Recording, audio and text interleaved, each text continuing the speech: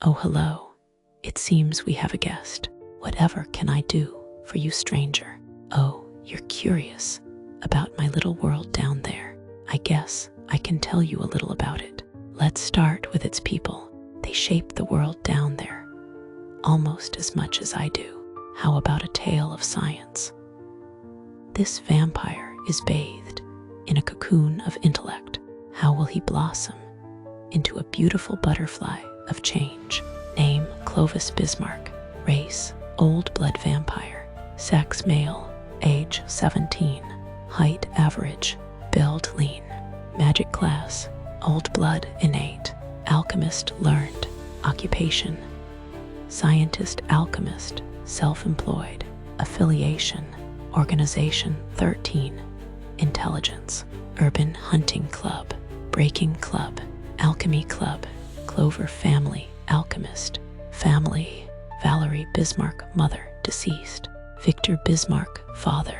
Rosie Bismarck, creation, pseudo-daughter. Relationships: Dante Noel, boyfriend. Corbin Clover, boyfriend master. Philip Tyrion, group leader. Echo Chidori, best friend.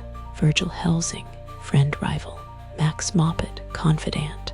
Background: Clovis is an old blood vampire from Primevers 2, bold and blunt. His demeanor is an acquired taste for most, though it allows him to fit seamlessly among his friends. In organization 13. Despite most's belief, though, he is more than just a reclusive scientist. Clovis was born in the snowy town of North Point, deep within the aristocratic quarter, owned by many old blood vampire families. His mother was a socialite who shone brightest among the opulent glitter of glassware and chandeliers at any old blood vampire function. While Clovis didn't care much for such occasions of fluff and pandering, he always did his best to attend to make his mother happy. It was at one of these parties he was introduced to the head of the Clover family. While Clovis was cordial and polite to the man and his son, Sloane Clover, it was the branch member attending Sloane who swept the breath from his lungs. Corbin Clover was as stunning as a star to Clovis. The two talked late into the night, and when it ended, Clovis for the first time lamented the old blood traditions that disallowed any technology, even landlines. His heart soared a week later, though, when a hummingbird beastkin named Echo Chidori alighted on his windowsill, beginning years of letters sent back and forth between the two. When Clovis was 8, his mother became ill with a rare form of blood poisoning. There was no cure for the disease at the time, and things felt hopeless. His father secluded himself away in his lab, leaving young Clovis to care for his dying mother. With Corbin's encouragement, Clovis began working on a cure whenever he could spare a moment. If he was successful, perhaps he could save his mother. If not, he might be able to prevent anyone else from suffering as she did. To his surprise, this ambition angered his father. Perhaps seeing his son carrying a lantern of hope while he wallowed in despair was too much. The truth is, no one knows why his father did what he did. Clovis's father destroyed his research, and when that was not enough to deter him, he intercepted a letter between him and Corbin. Reading it, the letter clearly spelled out the two's blossoming relationship. In the hopes of crushing his son, he reported this to the Clover family. Clovis, of course, knew none of this, and when the letter stopped, Clovis had no idea why. He feared he had complained and burdened Corbin excessively, and the boy had grown bored of him. He devoted himself to the cure, which was the only joy left in his world. In the meantime, He created an android to help take care of his mother. When he couldn't, he still made time to see her, but didn't wish to burden her with the waves of heartbreak that often swept over him. When he was 11, he finally completed the cure. This was, unfortunately, a year too late, having enough of his cold, uncaring father, who had turned into something unspeakable after his mother's death. He gave the recipe to the Vampire Council in North Point and left for Fairsilver, where he hoped to start a new life away from all the unpleasant memories his house held. He started out as a struggling inventor and alchemist working out of a small rented lab downtown. When Clovis was 12, he was approached by a basilisk boy named Philip Tyrion. Philip needed a translator device to assist in his transition from Parseltongue to human English. He also needed powerful glasses that could help him overcome the poor eyesight that basilisks were burdened with. He needed it also to be discreet, as no one was permitted to know he was in the city. Clovis did all this with ease. Impressed, Philip asked Clovis why he was wasting his talents with such a small operation. Clovis explained to the affluent young man that money didn't come easy to most people, especially ones escaping from other cities. Philip pondered this for a minute. He then invited Clovis to join his gang of outsiders, known as Organization 13. Philip promised him a lavish laboratory with whatever he desired to complete his projects. When Clovis inquired what the catch was, Philip seemed further impressed. He simply needed Clovis's help repairing and maintaining another member named Max Moppet, a puppet boy who had suffered a lot of damage when escaping from his captors.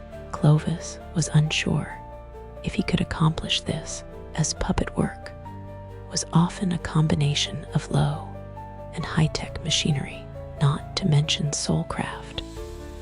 Clovis nonetheless agreed to try. To his surprise, Max was not as different from his helper android, and when he did come to sections where he was unsure how to proceed, Max was unexpectedly insightful. Not to mention, Max himself was fine company in his dark lab, bringing not only new knowledge, but laughter and levity. Before he knew it, he had begun to see this clique as a strange, dysfunctional family. Using what he learned from Max, Clovis improved upon his android until he had given it true sentience. Feeling that a serial number no longer suited her, Clovis gave her the name Rosie. Rosie helped everyone around the shop and helped Clovis in his lab, but it was clear she was unhappy. He asked Rosie what troubled her, as he had begun seeing her much like a daughter. She explained that she knew how much Clovis had suffered, and that others like him continued to be hurt and damaged by others. She simply wished there was a way to help them. Clovis reluctantly told her of the god of abuse. Nevin neither thought he gave the accused what they deserved, though he then told her of a godlike demon named Peter Pan, who had a much more aggressive stance on abuse. Clovis agreed to let Rosie live in the makeshift city that many of Peter's followers lived in. With Rosie gone, though, Clovis found himself mostly alone with his work. This made him think on the path that led him here. He began to socialize with the members more. Through this, he met Virgil Helsing, a friend of Philip's. He found the challenge Virgil presented exciting. Finally, someone could keep up with his intellect. While hanging out with Philip one day, he met Dante Noel, someone close to Philip's heart. He showed little interest in him until Dante began inquiring about his projects. While Clovis was aloof and dismissive at first, Dante wore down his defenses. His infectious curiosity amused Clovis. The two became fond of each other and eventually began dating. When Clovis was 16, he finally revealed the truth about his past to Dante. This came after yet another discussion over Clovis's closed-off nature. At times, Dante encouraged Clovis to try and find Corbin's whereabouts now that he had the means to do so. While nervous at first, a part of Clovis had always wondered what happened all those years ago. He found out that Sloane and Corbin now lived in Fairsilver as well. They were involved in some kind of war with 3 other families. The two talked, and his father's treachery was revealed. This had cost Corbin Echo's servitude, and she had been sold off.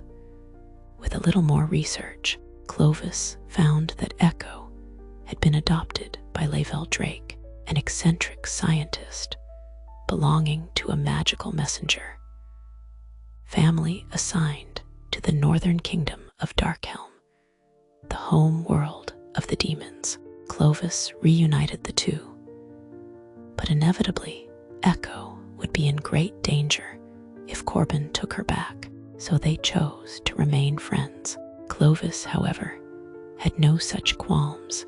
Knowing Corbin would need help in the coming war, he offered to be marked as one of Corbin's servants so he could assist his childhood love. Clovis now devotes himself to science, toiling away in his lab for Philip, Corbin, and for his own pleasures. Though when they can, Dante, Corbin, or Max force him into the real world to make sure he takes a break and touches grass. Personality, due to the early influence of his father and his own love of science and alchemy, Clovis is very much your traditional introverted nerd.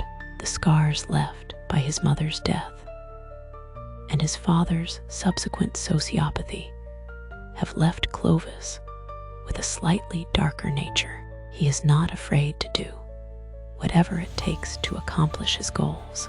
While this can come off as a disregard for life and freedom, Clovis has made several exceptions over the years that show he does still care about the things and people around him. He is nonetheless blunt and straightforward, holding nothing back on his opinions or questionable morals. The curiosity of Dante and the creativity of Virgil have pushed Clovis to think outside the box. This has made him more eccentric with his ideas for projects.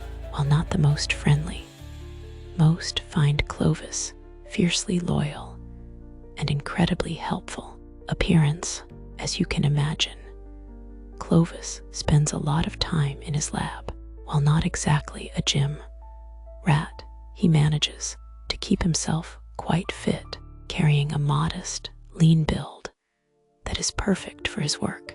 He may stand at only an average height, but there is nothing average about his eyes, a stunning shade of carmine that comes off both elegant and gleams with passion for his projects. He keeps his beautiful antique brass, thigh-length hair done up in a tight braid so that it doesn't get in the way of any testing. As far as fashion goes, you'd be hard-pressed to find him in anything other than polo shirts and khaki pants with the occasional lab coat. Clovis likes to keep things simple that way. Abilities, genius intellect. For one, it runs in his family. Two, for the longest time, working in the lab was the only way to get his father's approval. Now, he uses his mad smarts to better the lives of his friends. Analytical taste. Over years of experimentation, Clovis has honed his taste buds to the point of being able to deduce what's wrong with a person by the taste of their blood. He helps his friends and loved ones stay in good health by monitoring their blood. Alchemic engineer. Years spent perfecting his craft have made Clovis quite versatile when making potions and tinctures, which allows him to arm his friends with a variety of support and healing. That's it for Curious Clovis. I love how he grows from a shy recluse to an eccentric scientist.